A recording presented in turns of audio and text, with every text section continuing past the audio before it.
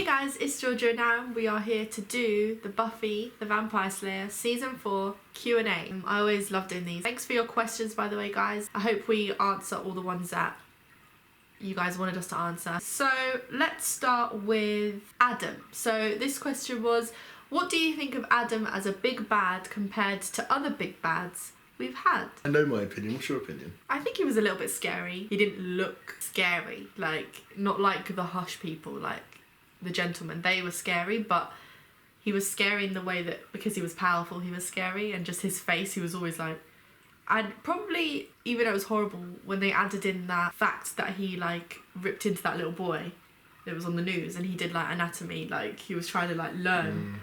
That was scary, like knowing that he just did that. I think the scared me. The wanting of knowledge makes him probably the scariest of all of the of almost any of the creatures we've had. Because not only was Adam smart and could think of the future and plan ahead, like vampires are just like, I want to fucking eat everything. He was like, I've got plans on how to get to the goal I want to achieve. Comparing him to the mayor Dude in season 1, the big vampire dude. Okay. Compared to Angelus? Even then I think Adam's scarier. Angelus was probably the scariest for me just because of how much hurt I knew he could potentially do. But in terms of interesting, Angelus was the best big bad in terms of being interesting. The first vampire in season 1, I thought he was quite scary, but not scary enough. Season 3, the mayor just irritated me. Didn't think he was scary. He wasn't even just bad. irritated me. Yeah, just annoyed me, like made me angry. Hated him. So he was good at his, you know, the actor was good at his job because I hated him. But not, you know, as a big bad, it was irritating. Adam, I think, so what do you think about him as a big bad? Really, they miss so much with Adam. His strength was ridiculous. Like, when Buffy fought him that first time, Buffy and Riley and the others that fought him, and they were just thrown around like they were like teddy bears or something. Yeah, I did think, you know, I kept saying, I don't know how they're going to defeat this. Yeah. And it was all over very quickly, and I was just a bit like, yeah. And then the fact that Adam could just plug himself into the internet. He had access to things like nuclear codes, probably, or to stop water flow. But what did he want? He wanted dams. He just wanted to create a war so he could then create more versions of things like himself. And that's what annoyed me about him, is that they wasted so much potential. What I would like to see in future Buffy is, obviously I like seeing when the enemy gets taken down, and the seasons do feel long, but I want to see something that continues over. Because when something continues over, it makes me feel like, oh, this is different. Like, to a new season. Do you know what I mean? I'd be like, oh, you know, something big's going to happen with this enemy, rather than expecting the enemy to die at the end of every season. But you remember that episode, I can't remember what season it was, where, you know, it was the one where Xander became a soldier, they became the Halloween things. That was a scarier some episodes than any big bad has ever been. Yeah. That actually had world-changing abilities. The Gentleman. Some episodes that they have done in Buffy, is true, should have been longer. Like, should have been were more interesting. Could have been a 2 or 3 episode story arc. Some one-off episodes were more interesting to me than the running story in Buffy sometimes. Do you know why though? Because this was made before streaming services. You could just watch any one-off episode of Buffy and be like, oh, that was a good episode, and not worry. True. Like, I think they probably had to make it that way, because otherwise you'd never watch any episode. You'd be like, oh, I've missed the first season, I'm not going to bother watching the rest. Next question. So someone asked, but I will answer this question, but it says, as 2 young people currently experiencing university, do you see any similarities between you and the Scooby Gang? Firstly, we're actually not currently experiencing university. I did go to university, Aaron didn't. I went to university, I graduated in 2019 from university. So me and Aaron did the 2 things you can do. So at 16, Aaron left, he went to college. I stayed till I was 18 doing 2 years of sixth form. So that's when you choose 3 or 4 subjects and only study them. But I did English, film studies and photography till I was 18. Then at 18, then I went to university, straight from that to university. It's just an extra 2 years of school, but you narrow it down to 3 subjects. You're sort of working into your specialty you're kind of planning on going into. Yeah, so then I went to what you guys call university. No, which they call college. What you guys call college. That's where I went after that. Aaron, at 16, went to what we call college and did... What did you do? So college is generally more practical than university. College, I did sound engineering, then I did motor mechanics. After that, then he went to work. After that, I went to university. But I never went to uni. Yeah, Baron never went to uni. So... No debt for me. In terms of similarities that I can see from when I went to university, it was very different to my experience, mainly because we didn't have roommates, and a lot of it for the first half was focused on, you know, Buffy and Willow being roommates or roommates in general, or, you know, didn't have lecturers that picked on you. But I did actually have a lecturer that actually looks like Professor Walsh. I did have a lecturer that reminded me of her when I watched this. I was like, she made me think of a lecturer I had, and the one thing I remember about her was that she made us all stay behind an extra like 45 minutes of the lecture watching the first pilot episode of Twin Peaks.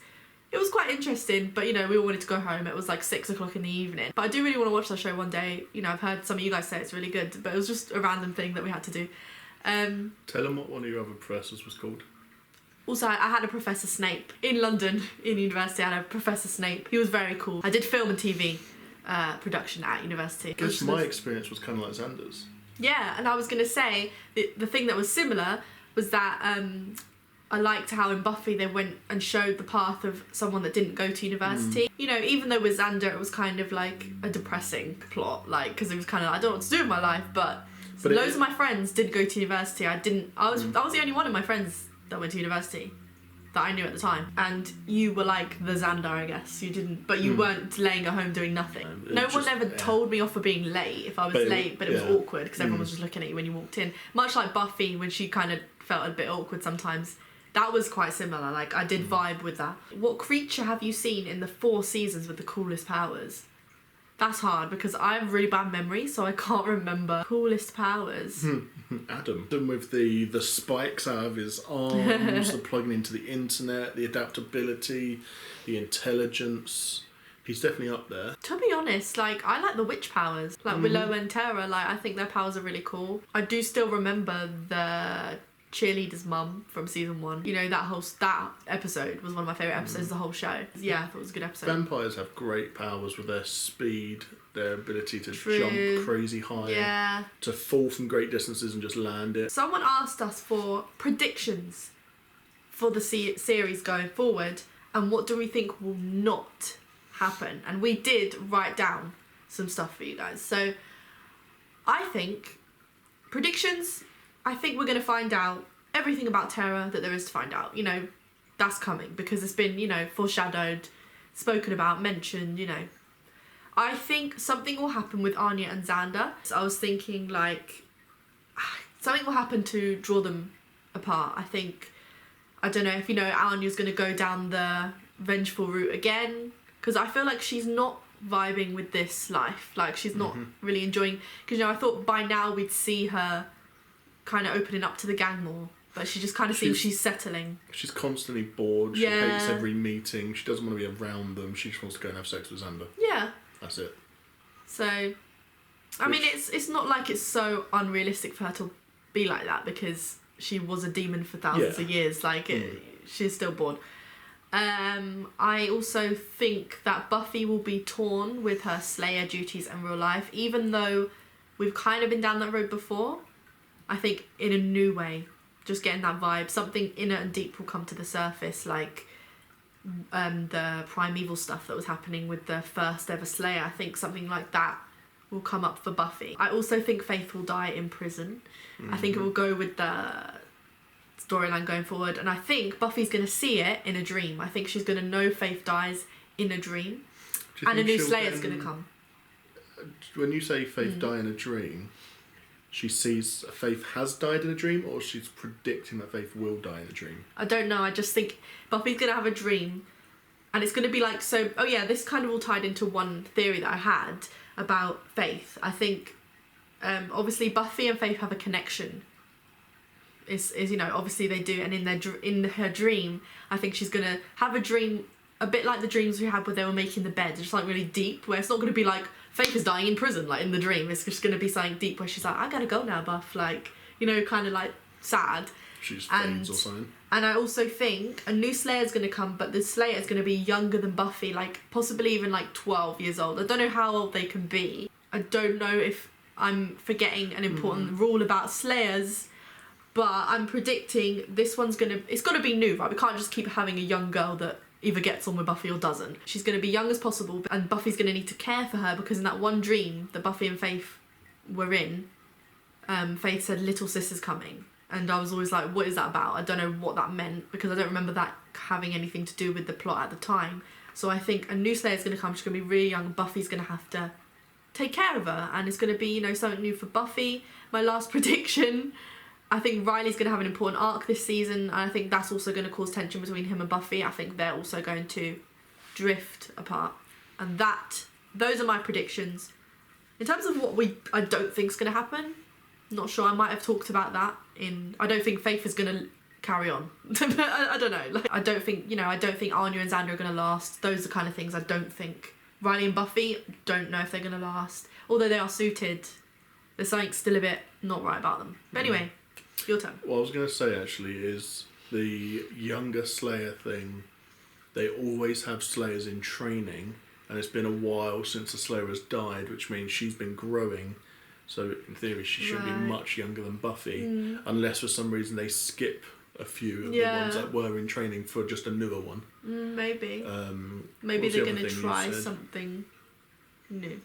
Oh, and we spoke about the Riley arc, and I said maybe about him because he's been let back into the army thing. I think they've forgiven him for all the stuff he did, going against the initiative, and I think maybe he could get moved to another important project. Maybe, you know, like those invisible people. Yeah. Because he knows about that sort of world. Yeah, because that was such a major thing that they did. Coolest powers. Who doesn't want invisibility? Every time there's a quiz, like a BuzzFeed quiz or something, what powers would you like to have? Everyone chooses invisibility, including me. Invisibility is great until you want someone to see you. Yeah. Invisibility is only good if you can choose it to happen. I guess I would go mad if if people can see me anyway. I think you said about Anya maybe getting her powers back, but yeah, I don't think she might not be so evil this time. So she could effectively be one of the most powerful beings we've had. She might on a Monday decide to be bad, on Tuesday not. The dream about the first Slayer, maybe she'll have dreams about all the Slayers since then, leading up to her. And that might lead into actually what you said about Faith dying. Buffy sees that she's died because she's only seeing dead Slayers. Oh, so that would be cool. She'll get a dream about. I couldn't remember the other Slayer's name that we met. That would be a cool episode though. If it started with like Buffy dreaming and she's like, "Who are you?" and she doesn't know them, and then they get more modern, and then at the end is Faith is the last one there, and it's like we're all dead. Well, just before Faith, it'll be the girl from the Caribbean. Yeah. I hate not knowing that name. There'll be that Slayer, and then Buffy will be like, "Oh, okay, that's the last one then," and then it will be Faith being like, "Hi." And Buffy be like, "Oh shit, you're dead as well." That's a good episode prediction. And then we just got to hope Buffy doesn't see herself, because I mean she's died. Yeah. College for. Finally leave Sunnydale. That's the question. They're only in their first year of college though, aren't they? Who knows? I mean, their teacher's dead at this point. What did I not say? You said Tara's. If we find out Tara's not who we hope she is, Willow's going to turn dark for a while because Tara's lied to her. Yeah, I think an evil Willow could be quite fun. Right, that prediction is based on us not being able to trust Tara at the moment because of that holding back that spell thing. Because I still think she's actually a demon of some sort, not just a witch. That when Willow finds out that she's not exactly nice, Willow's going to go a bit mental. But not in the way these TV shows usually like to make women go crazy. I feel like Willow's always on the verge of going a bit crazy. Like she's always itching for a reason. Maybe. I think an evil Willow could be quite fun. Maybe she will. Yeah, finally grasp that full strength that she's got. Maybe that's what she needs. Yeah, the maybe. passion of being betrayed by Tara to make her really commit to witchcraft. Somebody asked, do we have any other predictions about the line repeated in Restless, the finale? You think you know what you are, what's to come, you haven't even begun, said by Tara in Buffy's dream. Which kind of made me have that, that was the line that made me have that theory about something deep, coming up for Buffy about, the previous Slayers and like power. I can't see Buffy getting any more powerful than she is. I don't think she's going to become magic, because that's kind of Willow's thing. Yeah, we've already got Willow and Giles and Tara doing that. So I really... Can I read the line? Yeah, because I really am excited, like, about what that line means. Because that means something cool is coming. But I don't know. You think you know, so lack of knowledge of what you are, so Buffy doesn't understand her true power. Yeah. She doesn't know what's going to come in the future. It hasn't even begun. What's to come, you haven't even begun. It's just like every danger they've faced is nothing compared to what could happen. It's an interesting line. That's a worrying line. Someone said, you guys are going to absolutely gas out watching season 5 and 6. They're right up your alley. Probably because we can analyse it a lot. Oh, so one more question. Top 3 episodes of season 4. Mine are The Initiative, because I just really enjoyed that shock of Riley being part of the Initiative. Did not, call that. I just thought he was so not the type. And then, after getting to know him more, I was like, okay, this is who he is, but... Before, I just loved the shock of when when it followed them into the frat house and then they went in and we were like, that's so funny. Who Are You? The episode Who Are You? For obvious reasons. Faith being Buffy, Buffy being Faith. I thought that was really cool. Love to see the actresses, obviously train themselves. It was an impressive show of their ability. Yeah, and for the scare, Sorry. And for the scare factor, because I always mention it, Hush, and you guys always mention them too, but they were cool. Because mine is for the shock, Who Are You for the impressiveness, and then one for the scary. Yours are kind of So for me, favourite episodes, Prime Evil. It was, it was great to finally see the team doing what the team always kind of pretend they're doing, actually using the powers they have. Whereas so often it's just Willow log onto that computer and Giles look at that book, and it's just really, that's all you're gonna do with them. We know Giles can fight. He's he's not the best fighter, but he can fight. He can hold his own when he needs to. And Willow has powers, and so does Giles. So freaking let them use them, and they finally did coming together and being beastly in Buffy's body. As creepy as that sounds. But that's what they did. Yeah. Then we got Something Blue. That episode was crazy. That was funny as hell. Just I like that episode. You like I kind of like Buffy and Spike. I kind of spiked. I did spike hair today. I just realised. I kind of like them being married. That was so funny and weird and creepy and awkward. And the Iron Team, I didn't like Walsh. I hated Walsh. It was great seeing her die. Yeah, she died at the end of that episode. That was when Adam woke up. Yeah, she died then. Yeah, and it was also the episode where Walsh kind of revealed her true nature. She tried to get Buffy killed. And we were like, oh, Snake. Yeah, she didn't trust Buffy, did she? Yeah. She was like, oh, we can use Buffy. And then when she realised that Buffy wouldn't play ball, she was like, do you know what, Buffy's an issue, which is what everyone thinks anyway. All these bad people always think that. And I thought that was a great episode. Seeing Walsh die. I love seeing people I don't like die. Yeah, you do. Sorry, I was just gonna say it was great with Walsh because we got to see her die twice. Yeah. Don't get that. That was good. When she came back, when we saw the reanimated, I was like, oh. And I did call it with not with Walsh, but with Riley's friend, Forrest. I was like, oh no, because I was like, we never saw Forrest fully die, so I thought, oh my god, no, he's gonna bring him back as some half robot, and he did. I just remembered that we only learned his name 6 seconds. I know. We were like, Forrest, that's his name. Dies. We're like, oh, it's a bit too late. I didn't like him either, and so again, see him die twice was great. But you just saying that one of your favourite episodes of Something Blue just reminded me, we didn't talk about Spike, this whole Q&A. He's quite a, what do you think's going to happen there kind of character, do you know what I mean? And I do think he has more, I think Spike has more of a long shot chance of being part of the squad than Anya does. I think Spike wants it deep down. I think Anya doesn't care. Spike always surrounds himself with people. Anya always just wants to kill people. Yeah, he had the, heart. He always had a girlfriend or something around him. He wants people around him. Yeah. If he could get himself a little resold vampire girlfriend, I'm sure he'd be well happy. Resold? Yeah, got their soul back like Angel. If he could have himself a girl like that, so they won't kill anyone in the group, he'd be well happy.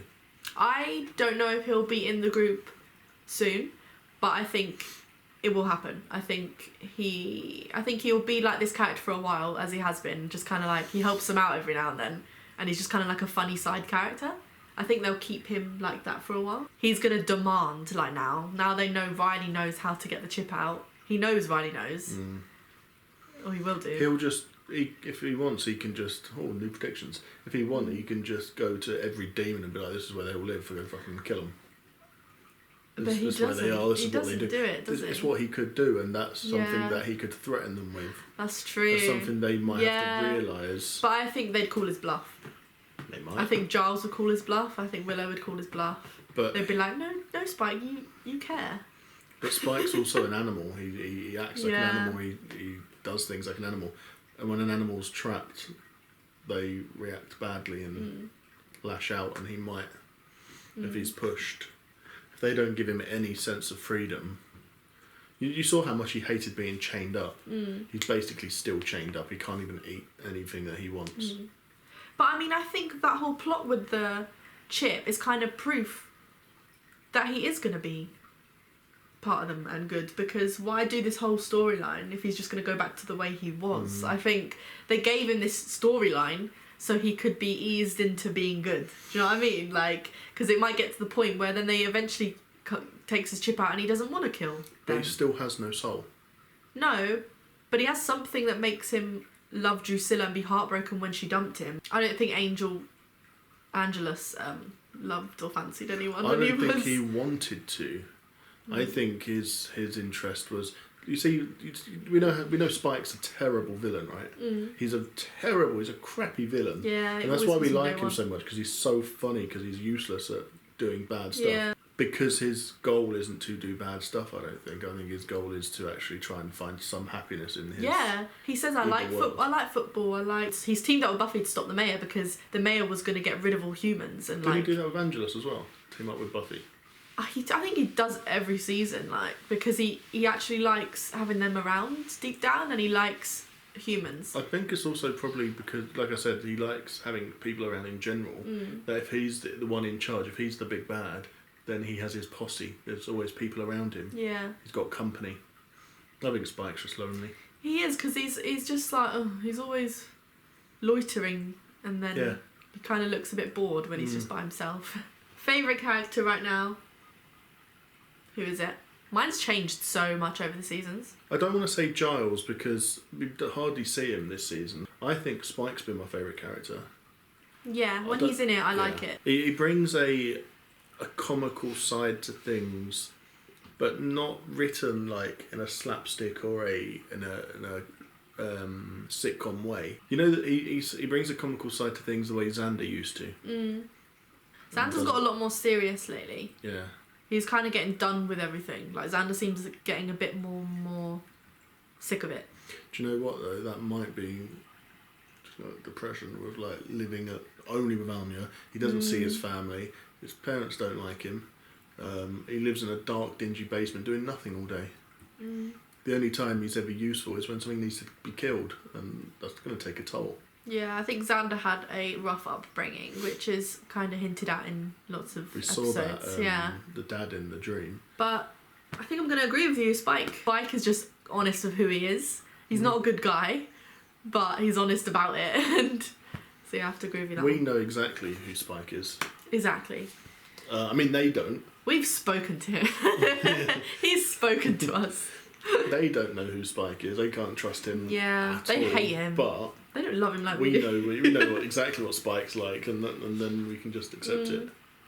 I think Adam could have been a very strong contender for favourite character for this season. And I think you guys have said this before, that we're either on the money or we have some good ideas, because or I think the good ideas we have happen. Good ideas. And Buffy is a good show. They always do good things and cool things. So, yeah. I'm very, very excited for season 5. We have watched the next episode of Angel already, but I was waiting till this came out to post that. And then we'll do another Q&A. And then we'll do an Angel Q&A, which is exciting because it's the first season of the spin-off of Buffy, and I want to talk about it because there's lots of times where I want to talk about Angel when we're watching Buffy, and this time we've done well to keep it separate. I think we've only brought up Angel once, so... in this Q&A. Yeah, lots of things to talk about with Angel. Especially in a season when he's actually been... Because you know what? A bit when back and forth. When we just answered that question about favourite characters, I was like, can't say Angel because he's not in Buffy, but I was going to say Angel. Oh, he's still up there, even though we've only seen him like once in the whole season. I love him lately. He's like fave. But yeah, so we will get to that shortly after the last 3 episodes. Excited for the finale. Oh, it's no going to one be... better ask us who our favourite character in Angel is. That's going to be difficult. It is. Is it difficult for you? Between Angel and Cordelia? I'll have to think about that one. Yeah, there are some winners, but we've got 3 more episodes of Angel, and we've just met these bunch of teenagers. Teenagers, they call them kids. They call them kids. Because they're One of younger them's than Angel. 35. But anyway, everyone's younger than Angel. Yeah, he's 220. But... New prediction. Cordelia in Buffy next season. Ooh, interesting. Why? Don't know, why not? Yeah, we haven't had that yet. Maybe her family makes some money and she comes back. That'd be good. Or she makes her own money. But then probably. she wouldn't go to Sunnydale. No. She's doing bigger and better things. She would go to Miami. And do you know what? They don't deserve her. Because No, they they all hate her. And they were all like, whatever, Cordelia. I mean, she was horrible. And Xander cheated on her. And they did not stick by Cordelia. They did not. They should have. Like, there was no girl code there. She was like, you know what? I'm going to take your Angel then. Bye. But she was also their bully. She was. She wasn't great.